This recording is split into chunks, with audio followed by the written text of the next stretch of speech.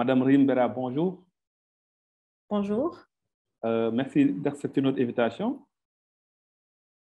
Je rappelle que vous êtes sur Panora Post dans l'émission qu'on appelle En 2 minutes. Alors, en 2 minutes, c'est le principe et qu'on prend un sujet et on essaie de décortiquer le maximum en fait pour donner une explication claire à un phénomène, quelque chose qui se passe. Alors, aujourd'hui, on va parler de décarbonation, on va parler d'environnement, environnement et décarbonation en particulier.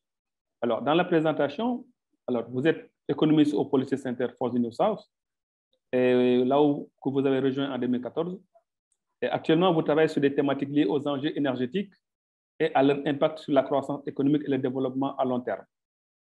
Bon, vos domaines de recherche couvrent également les défis du commerce et de l'intégration régionale en Afrique. Auparavant, vous avez travaillé sur des questions liées aux inégalités du genre, sur le marché du travail des pays d'Afrique du Nord.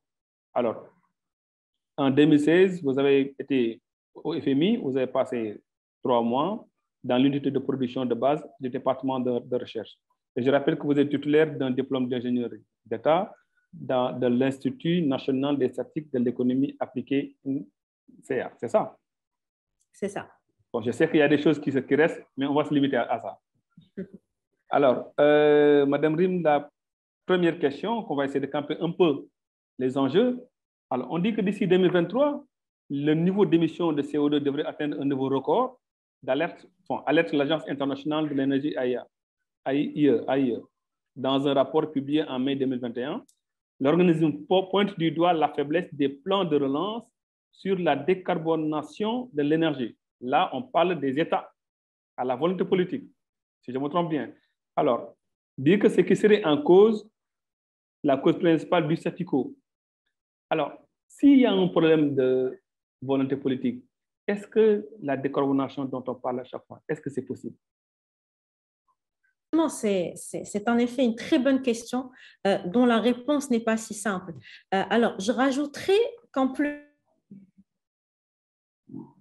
le rapport du groupe d'experts intergouvernemental sur l'évolution du climat des Nations Unies, en début août dernier, ne laisse également place à aucun doute. Selon ses estimations, même si les émissions de gaz à effet décennies, le réchauffement de la planète se poursuivra pendant au moins un siècle encore. Ainsi, malgré les engagements pris par les pays pour lutter contre le changement climatique, suite notamment à l'accord de Paris, les réalisations ne sont pas à la hauteur des promesses faites. Et cela souligne donc l'urgence d'accélérer le rythme de réduction des émissions de carbone au niveau mondial. Donc, pour répondre à votre question, est-ce que la décarbonation est possible? La réponse est compliquée et à mon sens, elle peut l'être si et seulement si les pays du monde prennent et applique le plus tôt possible des mesures effectives et efficaces pour accélérer la transition énergétique et ainsi réduire les émissions de gaz à effet de serre dans l'atmosphère. Mais pas tous les pays ont les mêmes moyens pour lutter contre le changement climatique et pas tous et ils n'ont pas tous la même responsabilité vis-à-vis du changement climatique, d'où toute la complexité de cette question. Et par ailleurs, vous avez évoqué tout à l'heure les plans de relance. Donc, dans un contexte économique, de relance économique post-Covid, on remarque que bien que les plans de relance entrepris par les différents gouvernements contiennent des gestes verts symboliques, mais la majorité ne fait pas de la croissance verte un objectif ou une priorité centrale, car, et je donnerai un chiffre selon Bloomberg, à date de mai 2020, seulement 0,2% du budget des plans de relance économique post-Covid ont été consacrés aux priorités climatiques, ce qui n'est clairement pas suffisant, car aujourd'hui, les pays sont confrontés à un double défi, qui est celui de relancer la croissance économique tout en préservant l'environnement. Et vous avez mis le doigt dessus tout à l'heure, la volonté politique des pays doit donc être le moteur de ces réformes qui seront nécessaires pour décarboner nos économies. Alors, ce que vous avez dit, en fait, me fait penser à l'accord de Paris aujourd'hui, qui est vraiment... Bon, c'est vrai qu'il y a des pays qui commencent à signer en fait, cet accord, ce qui fait que depuis ce temps-là, on est sur le statu quo, comme je l'ai dit tout de suite. Alors, donc, maintenant, parce qu'on va entrer tout de suite maintenant dans le vif du sujet, parce que vous avez évoqué, il y a un problème de relance économique qui se pose Et aujourd'hui, on sait qu'avec le Covid, les économies vraiment ont été affaiblies. Alors, madame, quels sont les enjeux aujourd'hui par rapport à ça, les enjeux de la décarbonation dans la compétitivité des entreprises industrielles, d'où les relents économiques que ça peut entraîner derrière? Oui, tout à fait. Alors, les objectifs de décarbonation s'imposent de plus en plus fermement aux industriels et cela est en train de devenir une réalité, notamment avec la nouvelle proposition de l'Union européenne du mécanisme d'ajustement carbone à la frontière qui vise à taxer les émissions des produits principalement issus du secteur industriel qui sont importés à l'intérieur de l'Union européenne. Il est donc primordial, comme vous l'avez souligné, de comprendre ces enjeux pour le secteur industriel, mais pour l'économie aussi dans son ensemble. Donc, je vais un peu parler de ces deux aspects. Oui. Donc, tout d'abord, les enjeux de la décarbonation des industriels sont aussi bien techniques, économiques, financiers et sociétaux. Et la stratégie qui en découle doit aller de pair avec le développement de l'entreprise en complément avec la transition énergétique. Donc, à mon sens, trois principaux leviers sont à activer simultanément ou progressivement pour décarboner l'activité industrielle, qui sont tout d'abord l'efficacité énergétique, qui reflète l'optimisation de l'utilisation des ressources énergétiques. En deuxième place, il y a aussi le mix énergétique qui implique le fait d'électrifier ou d'augmenter ou intégrer plus d'énergie renouvelable. Et troisièmement, l'efficacité en matière de recyclage qui traduit le recours à moins de matières ou à plus de matières recyclées. Ainsi, on voit que de l'amont à l'aval, tous les acteurs industriels sont concernés, car plus une même chaîne de valeur partage l'objectif de décarbonation, plus les résultats sont performants. Et c'est le principe même de l'économie circulaire. Mais en même temps, la décarbonation soulève également plusieurs défis en termes de compétitivité industrielle et aussi d'effets distributifs. Donc, à propos du premier point, les pays qui s'engagent dans la transition énergétique peuvent initialement faire face à des réductions de la production industrielle liées aux technologies thermiques en raison de la diminution jusqu'à l'élimination progressive des produits pétroliers et charbon qui dominent encore à ce jour même la consommation industrielle de plusieurs pays. Ainsi, avec la décarbonation, les pays devront également se positionner sur une nouvelle chaîne de valeur ou chaîne de production à partir d'énergies renouvelables, tout en assurant des niveaux d'investissement adéquats. Et cela peut entraîner dans un premier temps une inadéquation des compétences et des difficultés de l'intégration de la main-d'œuvre si les aspects liés à l'éducation et à la formation ne sont pas abordés à un stade précoce, afin justement de pouvoir faciliter la transition des travailleurs des secteurs à forte intensité carbone dans les secteurs dits verts. Et en ce qui concerne les effets distributifs, les pays doivent bien évidemment assurer une assistance sociale et un soutien aux personnes les plus vulnérables qui sont susceptibles d'être affectées négativement par la transition énergétique afin de garantir un accès égal aux avantages et ainsi éviter une répartition inéquitable des coûts de la transition. Alors, Madame Lumla, je vais en fait arrêter sur la question des investissements. Est-ce que le défaut d'investissement, la problématique des investissements n'est pas un frein pour arriver en fait à une décarbonation totale? Justement, c'est même, je dirais, le frein principal, car ce qu'on regarde aujourd'hui, ce qu'on constate aujourd'hui, c'est que les technologies renouvelables sont entrées récemment dans un cercle vertueux de baisse de coûts technologiques et on voit même avec l'énergie solaire ou éolienne qui sont en train de devenir de plus en plus compétitives avec les énergies fossiles. Mais ce qui bloque, ce qu'il faut stimuler, c'est surtout les investissements. Et pour stimuler l'investissement et notamment attirer le secteur privé, ce qui est primordial, c'est de pouvoir avoir un environnement institutionnel et des régulations qui soient claires, transparentes, qui vont pouvoir encourager les investissements, particulièrement du secteur privé, afin de pouvoir justement investir dans ces nouvelles technologies. Ce qu'il faut savoir aussi, c'est que même le profil d'évaluation des différents projets énergétiques peut poser un frein au développement des énergies renouvelables, car généralement, les investisseurs regardent uniquement les coûts initiaux. Et lorsqu'on parle des coûts initiaux, bien évidemment, les énergies renouvelables ont des coûts initiaux certes plus élevés que les énergies fossiles, mais leurs coûts d'opération sont nettement inférieurs que ceux des énergies fossiles. Et il faudrait aussi prendre en considération non seulement le coût économique, mais aussi le coût environnemental et social afin de pouvoir dégager des avantages de ces projets-là d'énergie renouvelable pour qu'ils puissent être privilégiés aux combustibles fossiles. Alors, on parle alors, pour cette question-là, c'est bien beau, mais c'est comme si, en fait, on parle à un groupe, à un continent, à d'autres pays. Mais en Afrique, on n'en parle pas beaucoup, en fait. Le Maroc, on en parle. Dans d'autres pays, en fait, un peu développés, dans le continent, on en parle. Mais est-ce que l'Afrique n'est pas le continent, le grand oublié de cette stratégie de décarbonation mondiale? Est-ce que l'Afrique a les moyens aujourd'hui, quand même, de s'allier, pas de s'allier, mais quand même de suivre, en fait, la trace des pays développés? Alors, c'est une très bonne question, car le terme décarbonation sous qu'il y a déjà une économie intensive. On constate que le continent contribue pour moins de 4% aux émissions mondiales de gaz à effet de serre. L'Afrique est donc un continent pauvre en émissions et le défi, c'est de s'assurer qu'il le reste. Mais cette réalité de petit émetteur en cache une autre, car si l'Afrique contribue le moins aux émissions globales de gaz à effet de serre, elle est aussi la région la plus vulnérable aux effets négatifs du changement climatique. Donc, cette contradiction met en avant deux éléments importants. D'une part, la responsabilité et le devoir de contribution à la croissance verte africaine des gros émetteurs mondiaux. Et j'ai évoqué tout à l'heure le principe, le fait que pas tous les pays du monde ont les moyens pour lutter contre le changement climatique et qui n'ont pas tous la même responsabilité vis-à-vis de ce dernier. Et là, je renvoie au principe de responsabilité commune mais différenciée stipulé dans l'accord de Paris qui énonce que les pays développés doivent fournir des ressources financières pour aider les pays en développement, notamment l'Afrique, à mettre en œuvre les objectifs de la Convention cadre des Nations Unies pour le changement climatique.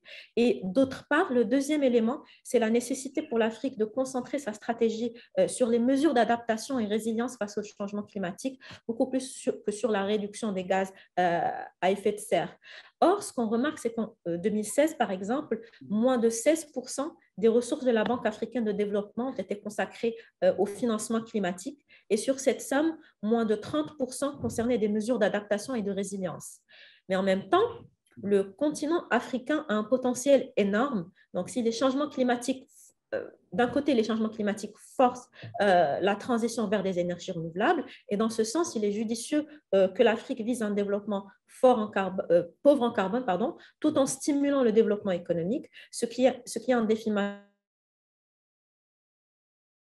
Et ils n'ont pas tous les mêmes ressources. Donc, les stratégies doivent être adaptées et personnalisées pour répondre aux défis propres des pays en question. Et je tiens finalement à rajouter que si les changements climatiques en Afrique sont une source de problèmes, ils représentent aussi une opportunité, notamment lorsqu'on les met en conjoncture avec le secteur numérique.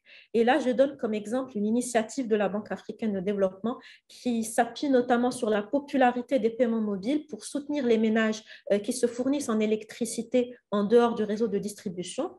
Et là, l'exemple qui me vient à l'esprit, c'est le Kenya. Car grâce à leur cellulaire, les populations de ce pays-là paient au fur et à mesure pour utiliser l'électricité qu'ils ont chargée à travers un système solaire domestique et indépendant.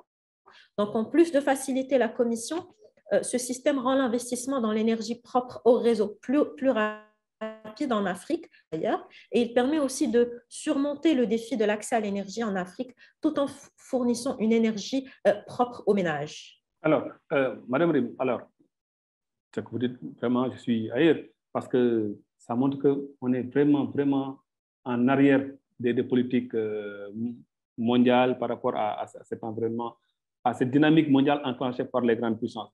Mais si on voit que 80% de l'énergie mondiale est aujourd'hui carbonée, on voit que l'enjeu est de taille, d'où les accords de Kyoto, de Paris, ainsi de suite, et les multitudes de COP qui sont aujourd'hui en train de se dérouler. Est-ce qu'il ne pourrait pas avoir en fait une politique globale pour permettre quand même à la réussite de la décarbonation? Quand je dis politique globale, c'est l'implication même des pays comme l'Afrique qui a 4% de taux d'émission de gaz. Est-ce qu'on ne pourrait pas faire une politique globale pour quand même asseoir une dynamique pour qu'il y ait d'abord de l'équité pour tous les États, émetteurs ou bien non émetteurs, ou bien moins émetteurs, parce que tous les pays d'ailleurs sont émetteurs, pour qu'ils puissent quand même réussir le pari de la décarbonation?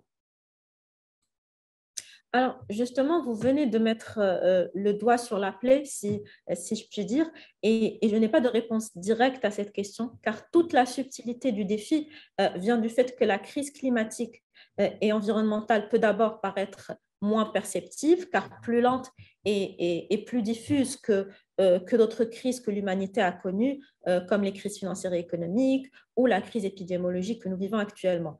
Mais ce qui est clair, c'est que la crise environnementale et climatique est une menace existentielle pour l'humanité. Et vous l'avez mentionné, ce qu'on remarque dans les sommets internationaux tels que la COP, c'est que la plupart des gouvernements sont conscients de cette menace et de ses répercussions, car certains pays les vivent déjà. Mais la concertation entre les gouvernements fait défaut, et pour plusieurs raisons.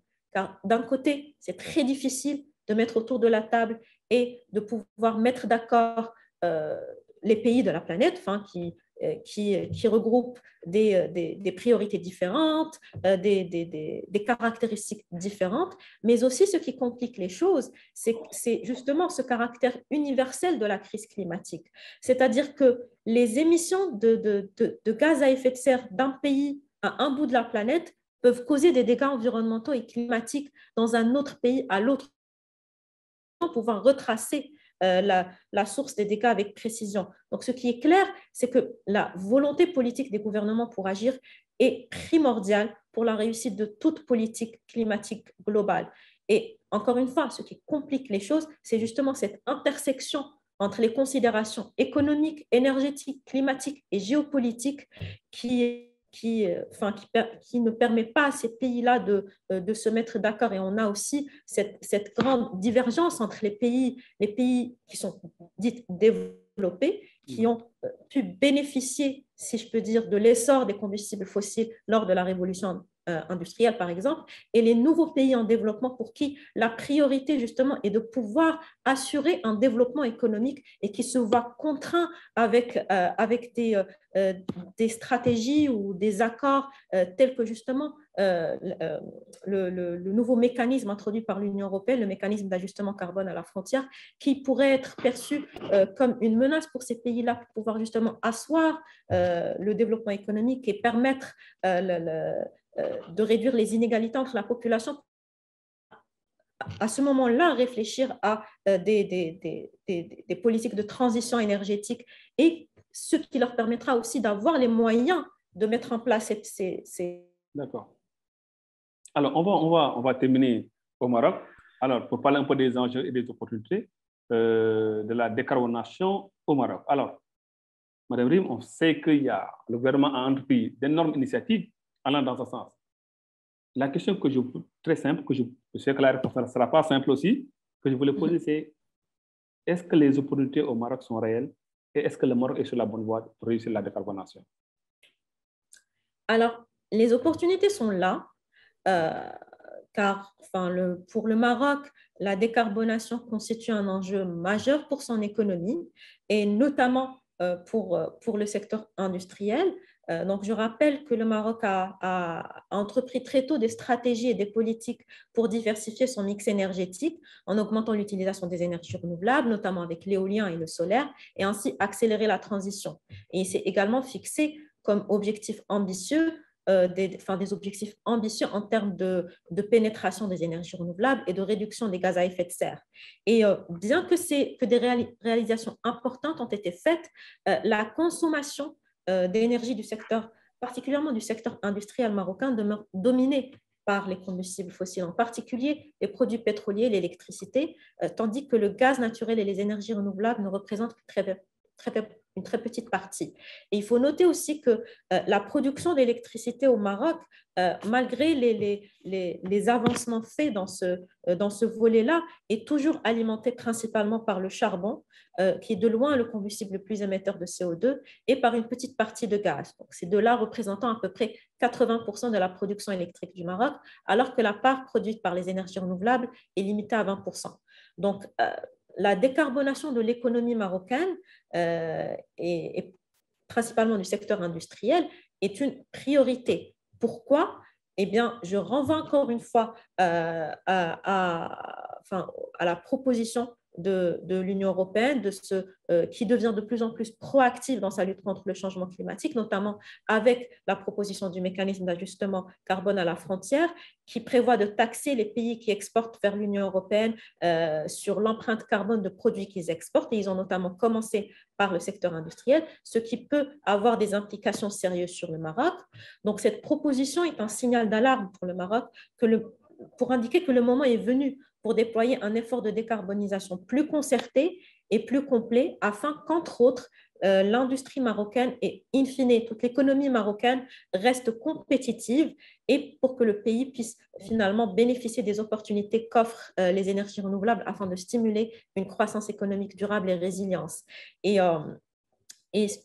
sur ce point-là, je cite ou je renvoie à l'initiative récente du ministère de l'Industrie, du Commerce, de l'Économie verte et du Numérique qui a annoncé récemment un nouveau plan de relance industrielle pour la période 2021-2023 qui comprend justement des mesures visant à décarboner le secteur industriel marocain qui s'impose désormais en tant que critère important d'accès au marché étranger.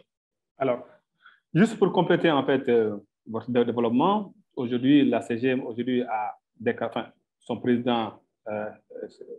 Alj, il a dit que la relance économique, le développement, la croissance aujourd'hui est sous-tendue par la réussite de la décarbonation. Donc aujourd'hui, tous les piliers économiques du Maroc aujourd'hui, pour compléter votre développement, va être arrimé par rapport à la décarbonation. Donc en tout cas, merci beaucoup Madame Rim. Je rappelle que vous êtes économiste au Policy Center for the New South. Merci et de la pertinence vraiment des réponses et de l'analyse. Merci et à bientôt.